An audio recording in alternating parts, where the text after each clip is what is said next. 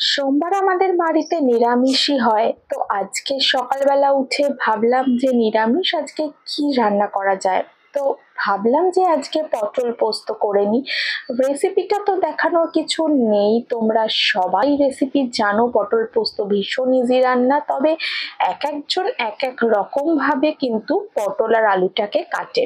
এখানে আমি দেখতেই পাচ্ছ পটলটাকে আমি এরকম সরু সরু করে কেটে নিই, আর আলুটাকেও আলু ভাজার মতো সরু সরু করে কেটে নিই। তাতে রান্নাটা অনেক তাড়াতাড়ি হয়ে যায়। আর পোস্ততে যেহেতু একদমই জল কম দিই, সেই জন্য সেদ্ধ হতেও অসুবিধা হয় না।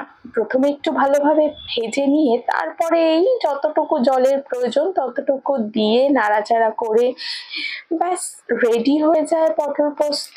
আর নামানোর আগে একটু সর্ষের তেল পোস্ততে ছড়িয়ে দিলে তো দারুণ হয়। আমাদের নিরামিষে কিন্তু পোস্তটা মাঝে মাঝেই হয়।